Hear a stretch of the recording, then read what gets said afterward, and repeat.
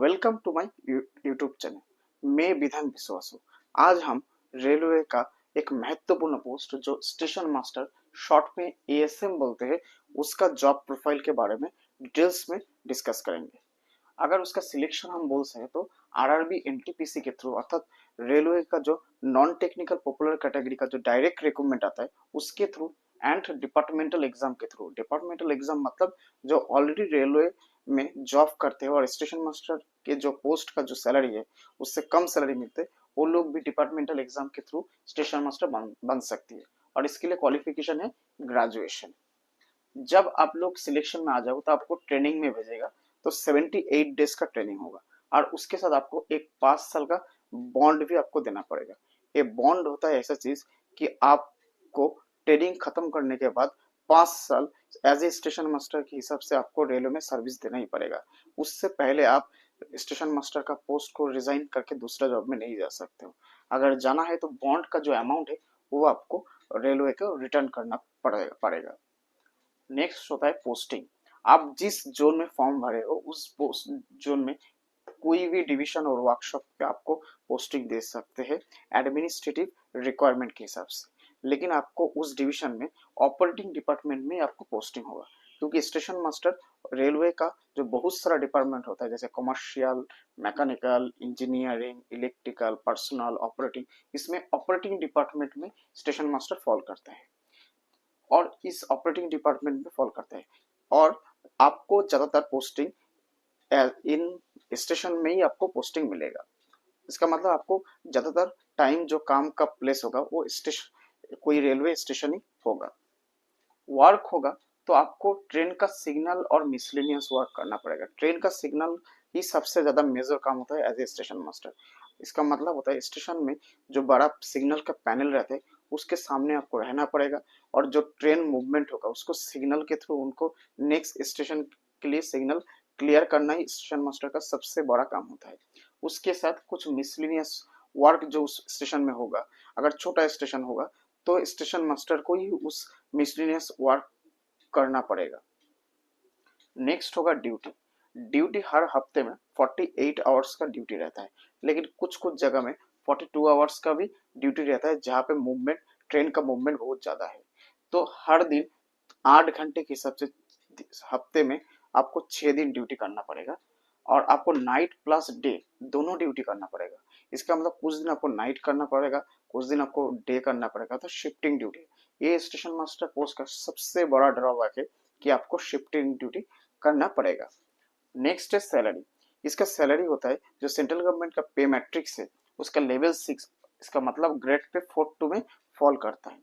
आपको सैलरी मिलेगा जो आपका बेसिक सैलरी उसके साथ dearness allowance, house rent allowance, travelling allowance plus other allowance ये सब मिला के आपका सैलरी बनेगा।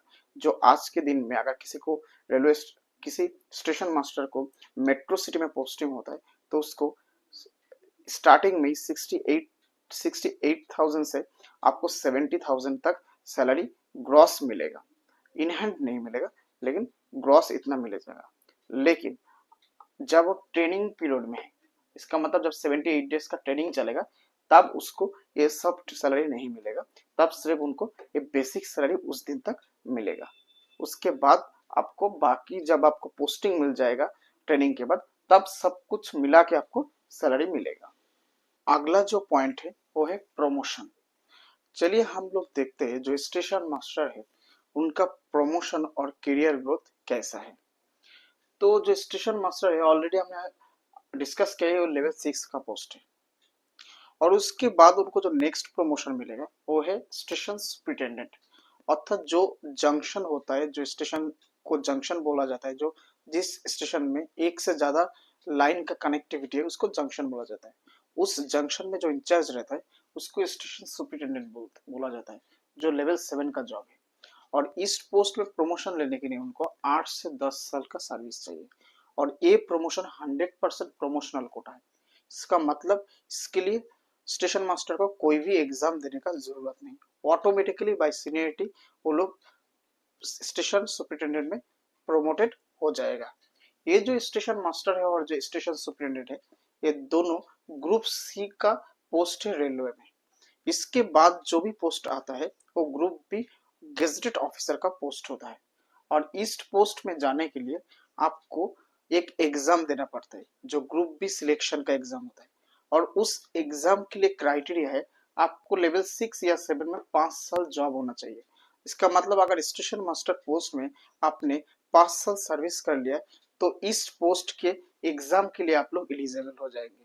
और उस एग्जाम आप बैठने के बाद अगर उस एग्जाम में आप क्वालिफाई हो जाएंगे तो आप ग्रुप बी ऑफिसर बन जाएंगे।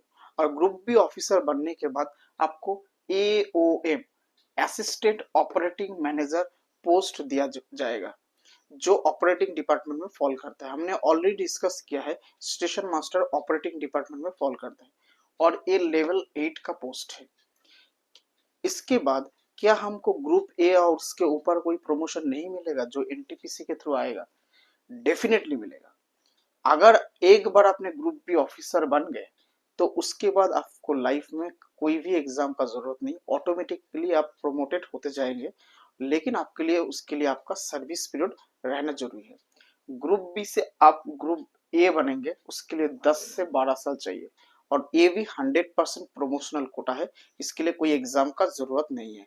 22 रेडी 10 से 12 साल के बाद आप ग्रुप ए ऑफिसर बनेंगे तब आपको IRTS ऑफिसर बोला जाएगा। जैसे किसी ने अगर आईएएस एग्जाम क्लियर कर लेता है इसका मतलब है इंडियन एडमिनिस्ट्रेटिव सर्विस में आ जाता है। आईपीएस मतलब इंडियन पुलिस सर्विस होता है।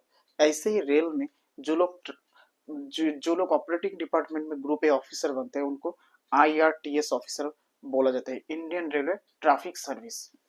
और ये जब बनने के बाद जब उनको प्रमोट किया जाएगा तब उनको आएगा जो नेक्स्ट प्रमोशन है senior DOM, senior divisional operating manager या डिप्टी चीफ ऑपरेटिंग मैनेजर। ये दोनों पोस्ट सेम रैंक का है और दोनों पोस्ट किसी पोस्ट आपको दिया जा सकता है। जब डिवीजन में रहेंगे तब आप सीनियर DOM, जब हेडक्वार्टर में रहेंगे तब सीनियर DOM बनेंगे। और ये लेवल 12 का पोस्ट है। जब इस पोस्ट में आप प्रोमोटेड हो जाएंगे ग्रुप ए बनने के बाद तब आपको जे ग्रेड ऑफिसर बोला जाता है, अर्थात जूनियर एडमिनिस्ट्रेटिव ग्रेड ऑफिसर। और इस पोस्ट में आप 3 से 5 साल जब सर्विस करेंगे तब आपका पोस्ट नहीं चेंज होगा लेकिन आपका सैलरी और इसका मतलब लेवल आपको 13 ऑटोमेटिकली दिया जाएगा। तब आपको सिलेक्शन ग्रेड ऑफिसर व SG ऑफिसर भी बोला जाता है। क्या इसके बाद हम लोगों को कोई प्रमोशन नहीं मिलेगा?